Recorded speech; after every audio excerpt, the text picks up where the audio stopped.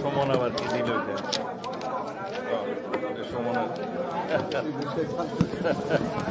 সমানের দাবি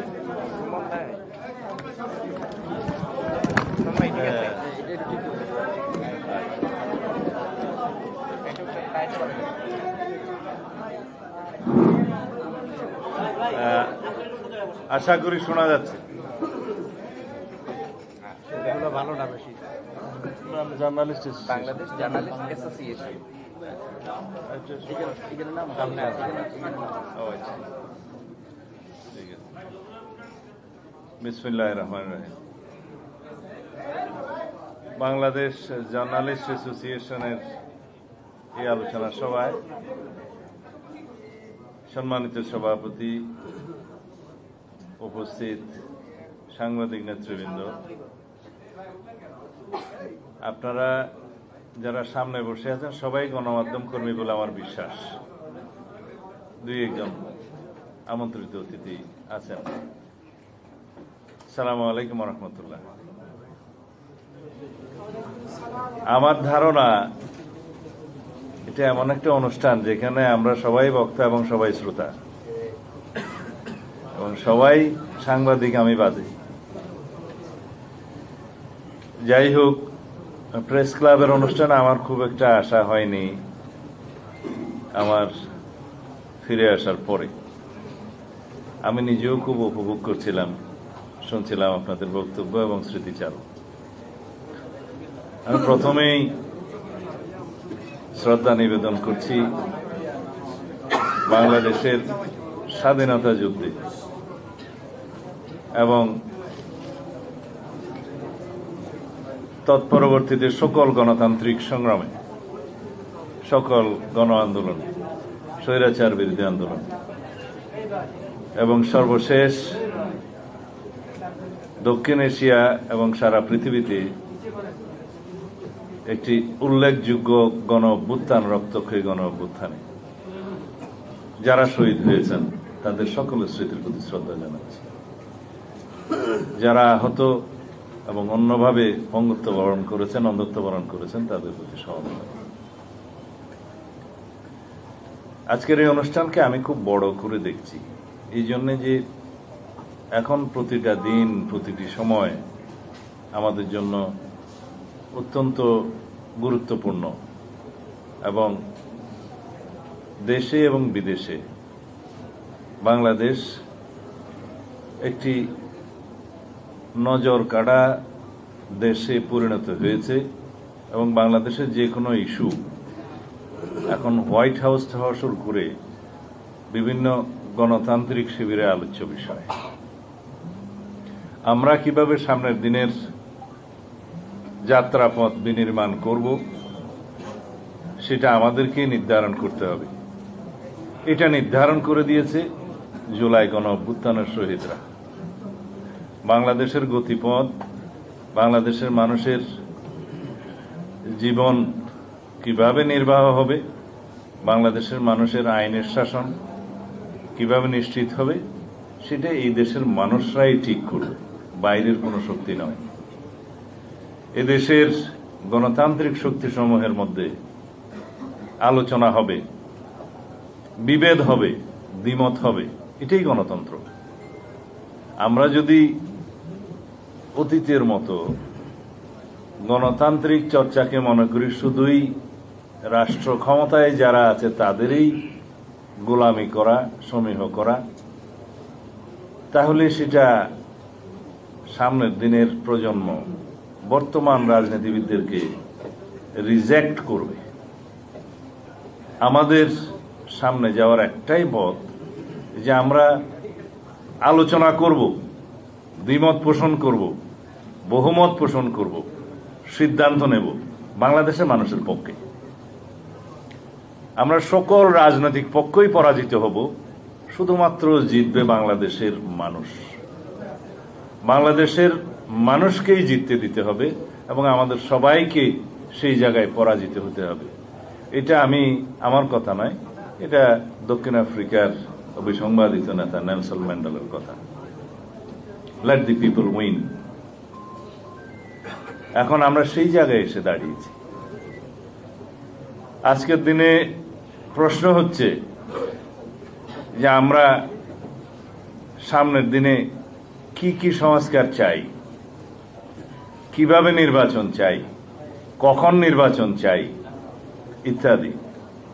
প্রশ্ন হচ্ছে এই সরকারের সফলতা, ব্যর্থতা, সিদ্ধান্ত এবং সিদ্ধান্তহীনতা, এগুলো এখনকার প্রশ্ন। আমরা যদি এই সরকারকে সফল হতে দিতে চাই, তাহলে সরকারকে গাইড করার জন্য, পরিচালনা করার জন্য আমাদেরকে যথেষ্ট সমালোচনা করতে হবে। এমনকি আমাদেরকে সড়কে আন্দোলনও করতে হতে পারে সরকারকে সঠিক রাস্তায় নিয়ে আসার জন্য। সরকার মাত্রই সিদ্ধান্তের মধ্যে ভুল করতে পারে, সেটা সকল সরকারের ক্ষেত্রেই প্রযোজ্য, কিন্তু সেটা সঠিকভাবে পরিচালনা করার দায়িত্ব এদেশের সাংবাদিক সমাজের যেমন আছে, রাজনৈতিক গণতান্ত্রিক শক্তিগুলোরও, সামাজিক শক্তিগুলোরও তেমন ভূমিকা আছে। সেই জায়গা থেকেই আমরা সঠিক রাস্তায় এনে এবং একটি নির্বাচিত রাজনৈতিক সরকারের পথ পরিষ্কার করার জন্য খুব দ্রুত আমরা কিছু পদক্ষেপ নেব। সেটাকে আপনারা সরকার আন্দোলনও বলতে পারেন, সমালোচনাও বলতে পারেন। অবশ্য মাননীয় প্রধান উপদেষ্টা মাঝে মধ্যে বলেন যে আমরা বেশি বেশি করে যেন সমালোচনা করি, সরকার সঠিক পথে থাকে। এই সরকারের একটি সঠিক গুণ আছে, তা হচ্ছে সরকার মাঝে মধ্যে ভুল সিদ্ধান্ত নিলেও সমালোচনার মুখে সেই ভুলগুলো শুধরায়, গু ধরে বসে থাকে না। এবং সরকার যখন ভুল শুধরায় তখনই মনে করতে হবে এই সরকার জনগণের সরকার। সেই জন্য আমি আজকে এখানে কিছু কথা বলতে চাই। সেই কথাগুলো হচ্ছে, নির্বাচন যদি বিলম্বিত হয়, সেই সময়গুলো আপনারা কেন বিলম্বিত করবেন সেই যৌক্তিকতা জনগণের সামনে তুলে ধরতে হবে। ইতিমধ্যে 6 মাস পার হয়েছে। সংস্কার কমিশনগুলো রিপোর্ট প্রদান করেছে সরকারের কাছে। সেই রিপোর্টের উপর ভিত্তি করে রাজনৈতিক দলগুলোর সাথে, সামাজিক শক্তিগুলো এবং বিশেষজ্ঞদের সাথে কথা বলার কথা।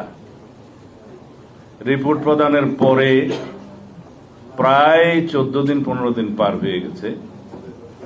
সেই উদ্যোগ অবশ্য এখনো দেখা যায়নি। আমি আশা করি খুব শীঘ্রই আপনারা যেই সমস্ত বিষয়গুলো রাজনৈতিক দল এবং বিশেষজ্ঞজন এবং সামাজিক শক্তিসমূহ ঐক্যমত পোষণ করতে পারে, সেগুলো আগে চিহ্নিত করুন সংস্কারের মধ্যে। সংস্কার কমিশন রিপোর্টগুলো অত্যন্ত সুন্দর, বুঝলাম, কিন্তু সকল বিষয়গুলো কি ওখানে এসছে? অবশ্যই না। আবার কিছু বিষয় কি অতিরিক্ত এসছে? অবশ্যই হ্যাঁ। আর কিছু বিষয় কি এসছে এরকম যেগুলো বাস্তবায়ন করা যাবে না, ইউটোপিয়ান আইডিয়াস, এবং যে সমস্ত বিষয়গুলো এসছে যে বাংলাদেশের রাজনৈতিক কালচারে এবং সামাজিক কালচারে যায় না, সেই বিষয়গুলো আমাদেরকে চিন্তা করতে হবে। কারণ যারা আপনারা সংস্কার কমিশনে বসছেন, আপনারাও ইনসান, মানুষ। আপনাদের যে সঠিক সকল বক্তব্য এবং রিকমেন্ডেশন 100% সঠিক হবে এমন কোন নিশ্চয়তা অবশ্যই নাই। সেজন্যই আলোচনা। আমি যেমন বলতে চাই, কনস্টিটিউশন রিফর্মস কমিশন যে রিপোর্টগুলো দিয়েছে, তার মধ্যে প্রথমে একটি উল্লেখযোগ্য জিনিস লক্ষ্য করলাম। সংবিধানের প্রিয়াম্বলে, তার প্রস্তাবনায় 1971 সালের মুক্তিযুদ্ধের সাথে একই প্রায় জুলাই গণ অভ্যুত্থানের বিষয়টি নিয়ে আসা হয়েছে। কিন্তু স্বাধীনতা যুদ্ধের সাথে স্বাধীনতা পরবর্তী কোন ঘটনায় কি একই কাতারে গণ্য করা যায়? এটা বিবেচনায় আনতে হবে। জুলাই ঘোষণাপত্র, বৈষম্য বিরোধী ছাত্র আন্দোলন এবং গণ অধিকার পরিষদ, জাতীয় নাগরিক কমিটি, বৈষম্য বিরোধী ছাত্র আন্দোলন এবং জাতীয় নাগরিক কমিটির পক্ষ থেকে জুলাই ঘোষণাপত্র দেওয়ার জন্য তারা কর্মসূচি দিয়েছিলেন। পরবর্তীতে সরকারের মধ্যস্থতায় রাজনৈতিক দলসমূহের সাথে আলোচনার একটা ব্যবস্থা করা হয়েছে। এখানে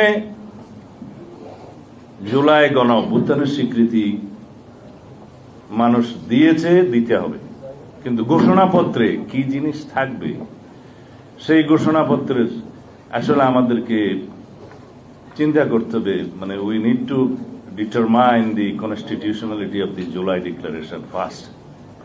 তারা যেটা দাবি করছে এটা প্রয়োজন কতটুকু আছে কিনা, থাকলে কোথায় রাখবেন, প্রিয়াম্বল নাকি শিডিউল, কোথায়?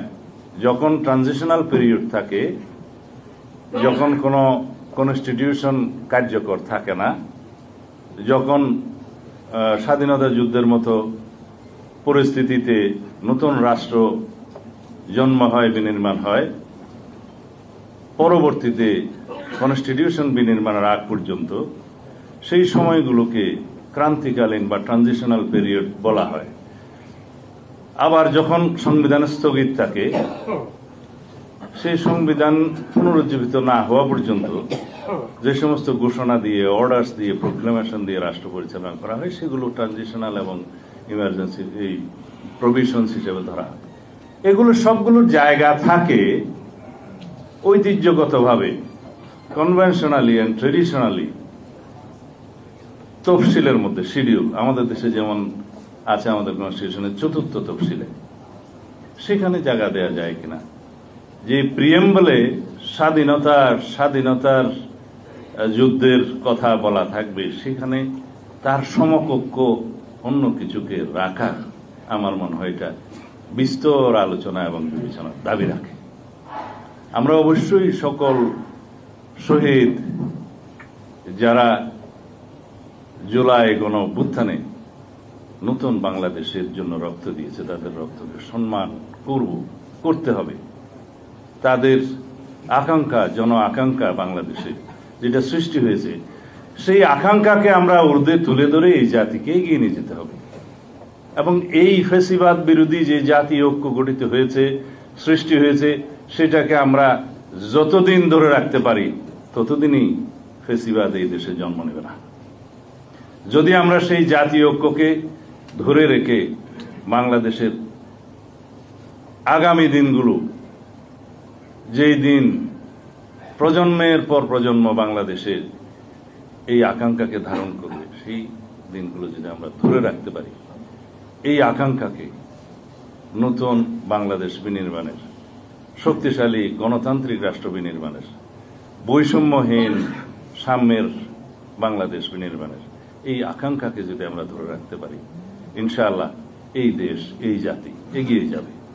সুতরাং আমাদের জন্য ফরজ, এই জাতির জন্য ফরজ যে আমরা জুলাই গণ অভ্যুত্থানের মানুষের মধ্যে সৃষ্ট যে আকাঙ্ক্ষা নিয়ে আমাদের সন্তানরা শহীদ হয়েছে, সেটাকে ধরে রাখবো এবং এটাকেই ফ্যাসিবাদ বিরোধী জাতীয় ঐক্যকে আমাদের ধরে রাখতে হবে। এখানে ফাটল সৃষ্টি হয়, অনৈক্যের সৃষ্টি হয়, সেরকম কোনো পদক্ষেপ যেন আমরা না নেই। এই পরামর্শ আমি অন্তর্বর্তীকালীন সরকারের যারা এই উদ্যোগ নিয়েছেন তাদের সবার প্রতি দিতে চাই। আমরা এখন বিভিন্নভাবে, বিচ্ছিন্নভাবে কথা বলছি। কালকেও দেখলাম যে আওয়ামী লীগ এই দেশের নির্বাচন করতে পারবে না, করতে দেয়া হবে না, নিষিদ্ধ করা হবে। এই বিষয়ে তো আমরা পরিষ্কার বলেছি যে বাংলাদেশের জনগণ নির্ধারণ করবে যেই দল ফ্যাসিবাদী চরিত্রে বাংলাদেশে গণহত্যা চালিয়েছে, মানবতা বিরোধী অপরাধের জন্য যেই দল দায়ী, যেই দলের নির্ধারিত সরকার দায়ী, অনির্বাচিত হলেও শেখ হাসিনা আওয়ামী লীগের সভানেত্রী হিসেবে প্রধানমন্ত্রিত্ব করেছেন অনির্বাচিত সরকারের, অবৈধ সরকার, তার সিদ্ধান্তে এবং আওয়ামী লীগের রাজনৈতিক সিদ্ধান্তে এই দেশে গণহত্যা এবং মানবতা বিরোধী অপরাধ হয়েছে। সুতরাং ব্যক্তির সাথে সেই সংগঠনেরও তো বিচার করতে হবে। যারা দায়ী সেই সমস্ত ব্যক্তির বিরুদ্ধে, সাবেক অবৈধ প্রধানমন্ত্রী সহ সবার বিরুদ্ধে এই আন্তর্জাতিক অপরাধ ট্রাইব্যুনালে এবং অন্যান্য আদালতে মামলা হয়েছে, বিচার হবে, বিচার নিশ্চিত করতে হবে। কিন্তু সংগঠন হিসেবে একটি রাজনৈতিক দলের সংগঠনের বিচার করার প্রভিশন আর্টিকেল 47-এ আছে বাংলাদেশের বর্তমান কনস্টিটিউশনে। যেহেতু এখনো কনস্টিটিউশন এটা জীবিত এবং এই কনস্টিটিউশন অনুসারে এই সরকার পরিচালিত হচ্ছে এবং শপথ নিয়েছে বৈধ সরকার হিসেবে। সুতরাং সেই সংগঠনের গণহত্যা এবং মানবতা বিরোধী অপরাধের জন্য, রাজনৈতিক সংগঠনের বিচারের জন্য আমরা তো এখনো পর্যন্ত তত বেশি সোচ্চার নই, কেউ তেমন উচ্চারণ করছে না। বিচ্ছিন্নভাবে যদি বলে অমুককে নির্বাচন করতে দেব না, আইন কি বলে? নির্বাচন কমিশন যদি তফসিল ঘোষণা করে সেই সময় পর্যন্ত যারা রেজিস্ট্রেশন বৈধ থাকবে তারা নির্বাচনে অংশগ্রহণ করতে পারবে, সেটা তো মাথায় রাখতে হবে। আপনারা শুনেছেন সংগঠন হিসেবে বিচারের জন্য আন্তর্জাতিক অপরাধ ট্রাইব্যুনালের আইনে এটি সংশোধনী আনার কথা ছিল, based on the constitutional provision 47 article. কিন্তু সেখান থেকে সরকার সরে গেলেন। এখন যদি সরকারেরই অংশ হিসেবে কোনো উপদেষ্টা যদি বলেন যে আমরা আওয়ামী লীগকে বিচার চাই, তো বিচার চাওয়ার জন্য তো আপনারা কিছু করলেন না।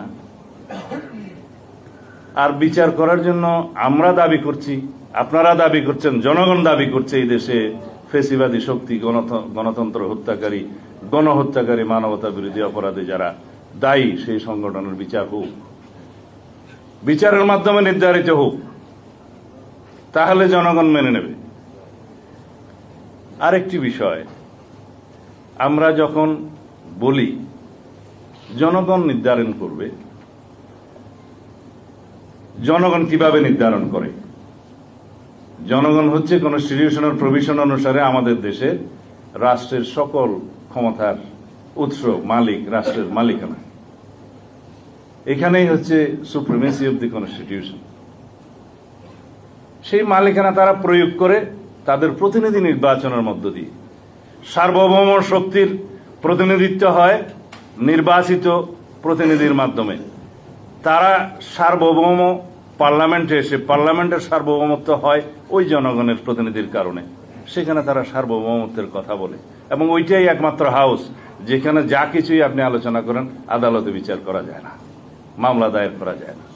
এটা সার্বভৌমত্বের বহিঃপ্রকাশের জায়গা। সুতরাং জনগণ নির্ধারণ করবে তো সেই পার্লামেন্টের মধ্য দিয়ে, সেই সার্বভৌম জায়গার মধ্য দিয়ে। তো সেই সার্বভৌমত্বের প্রতিনিধিত্বের নির্বাচনের ব্যবস্থাটা আগে করুন, সেখানে সব আলোচনা হবে। সমস্ত সরকারের সমস্ত সংস্কার কমিশনের রিপোর্টগুলো, যে সমস্ত রিপোর্টগুলো ঐক্যমত হবে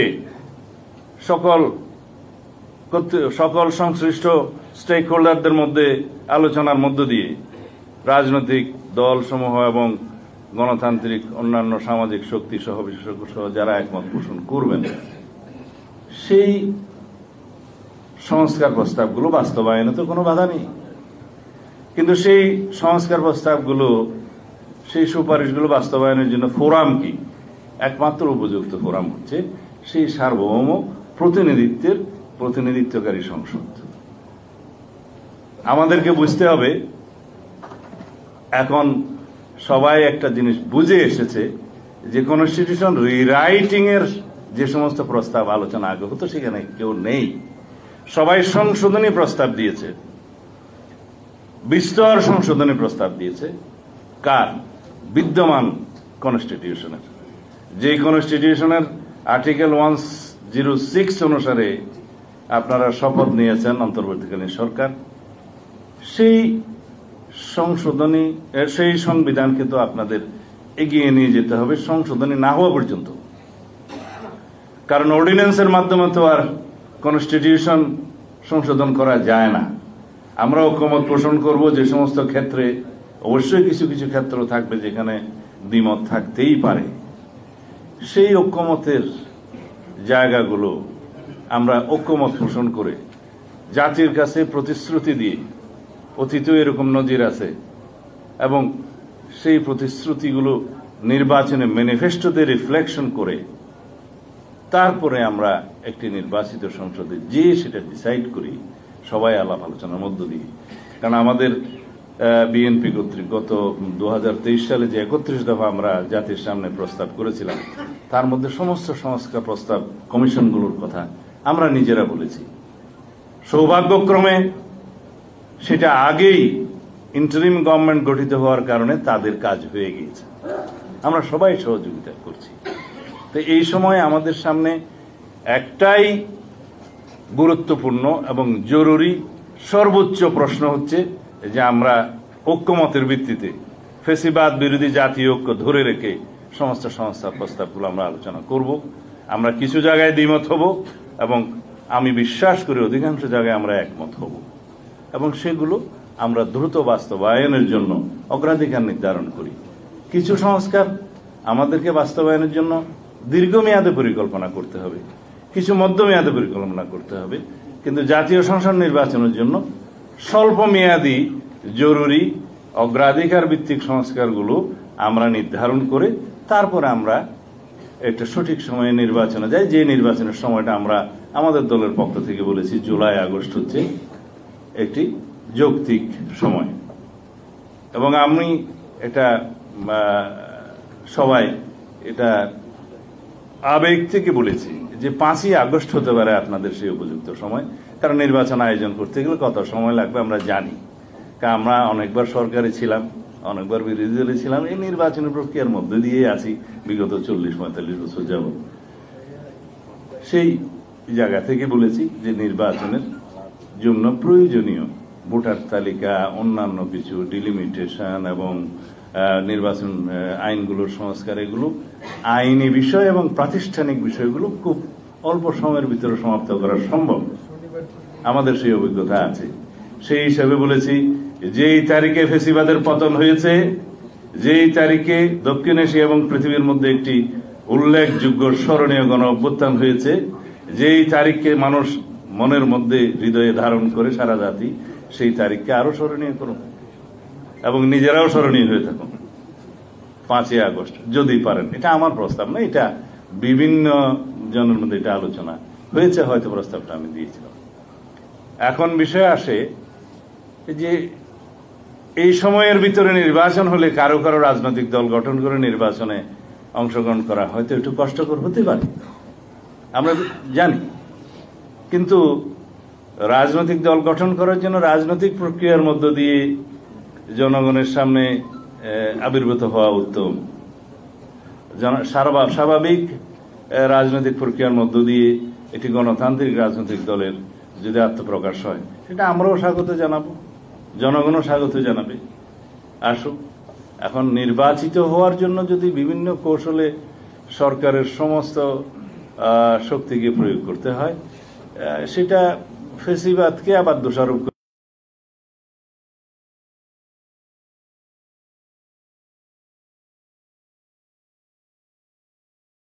সম্মান করি, তাদের আকাঙ্ক্ষাকেও সম্মান করি, তাদের রাজনৈতিক দল গঠনের এই প্রয়াসকে স্বাগতম জানাই।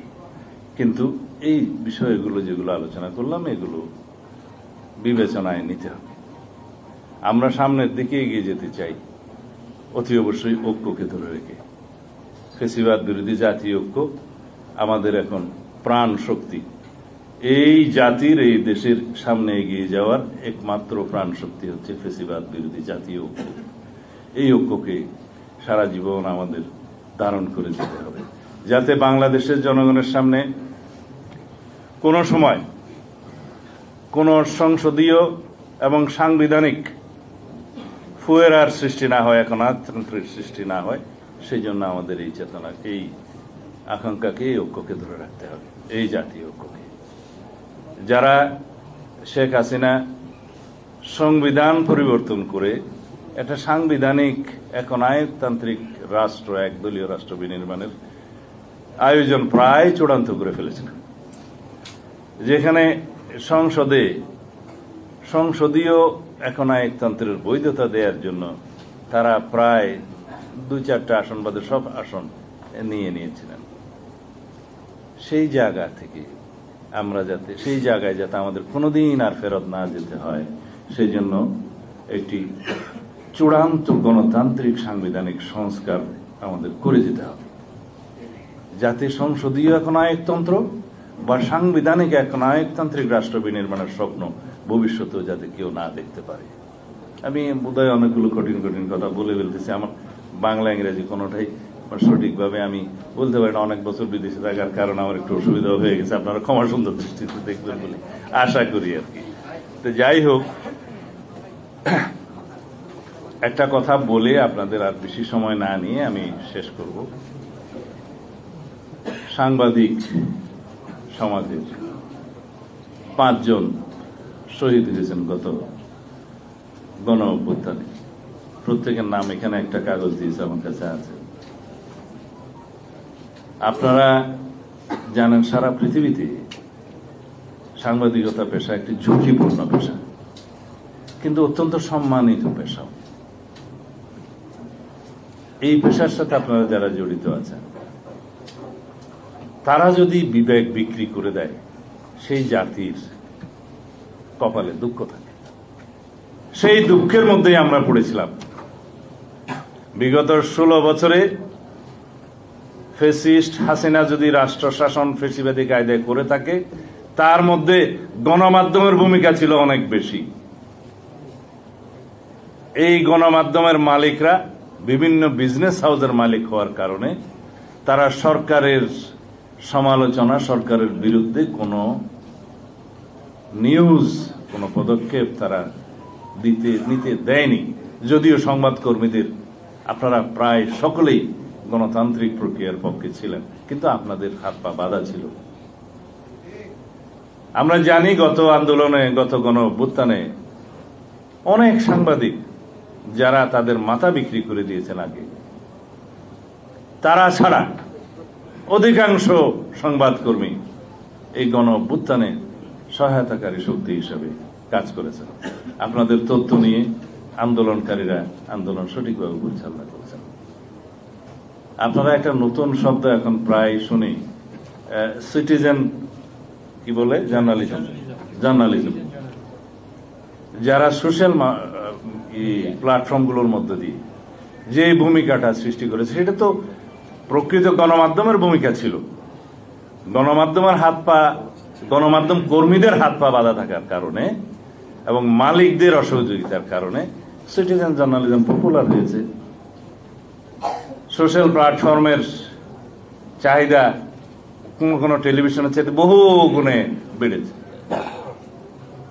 তা আমি আহ্বান করব, দ্বিতীয় বিশ্বযুদ্ধের হিটলারের সময়কার যে নজির আপনারা জানেন, যে যখন ইহুদিদেরকে নিধন করা হচ্ছিল, সাংবাদিকরা বললেন যে এরা তো ইহুদি।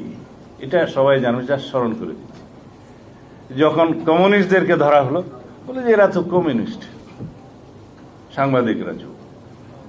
যখন ট্রেড ইউনিয়নের নেতাদেরকে ধরা হলো, বলে যে এরা তো ট্রেড ইউনিয়ন, সাংবাদিকরা চুপ। যখন সাংবাদিকদেরকে ধরা হলো, তখন আর কথা বলার জন্য কেউ বাকি থাকলো না।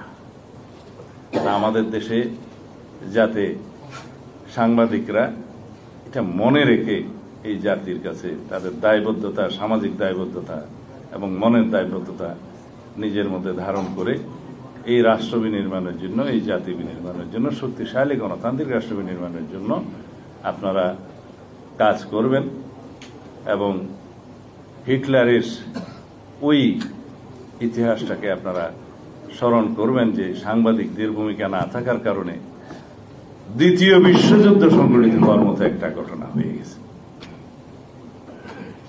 তো বন্ধুগণ, আমি এত জ্ঞানী মানুষ নই আপনাদেরকে জ্ঞান দেওয়ার জন্য, শুধু এইটুকু বলবো, ভুল ভ্রান্তি সংবাদ মাধ্যমের থাকে, ভুল ভ্রান্তি সংবাদ কর্মীদের থাকবে, গণমাধ্যম কর্মীদের থাকবে, কিন্তু সেটা যেন আমরা শুধরে নেওয়ার চেষ্টা করি।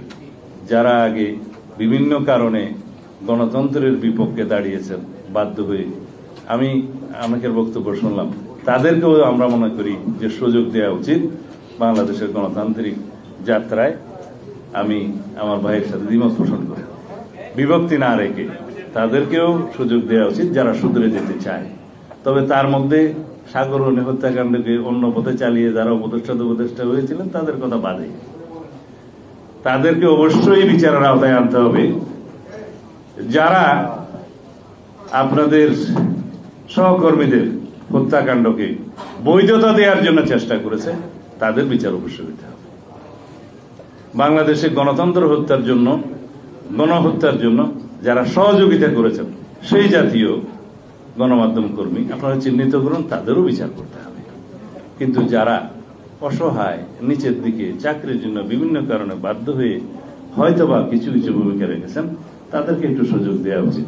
কারণ ঢালাওভাবে টপ টু বটম যদি আপনারা দায়ী করেন তাহলে চিন্তা করতে হবে তারা কেউ কেউ বাধ্য হয়েছিলেন, তাদেরকে এক্সকিউজ করা উচিত। কারণ মালিক পক্ষ বা সম্পাদক বা মেইন যে কি বলে আপনাদের পরিচালনাকারী ডাইরেক্টর, তাদেরকে আপনারা অবশ্য বিচার করবেন। কিন্তু যারা নিচের দিকে সংবাদকর্মী, যারা শুধুমাত্র চাকরি বাঁচানোর জন্য বিভিন্ন কারণে কিছু কিছু ভূমিকা রাখতে বাধ্য হয়েছে, তারা যদি ক্ষমা প্রার্থনা করে তাদেরকে আপনারা সুযোগ দিবেন। বিচার করবেন টপ ব্রাশ, যাদের কারণে গণমাধ্যমের এই পরিণতি হয়েছে। বিচার করবেন সেই,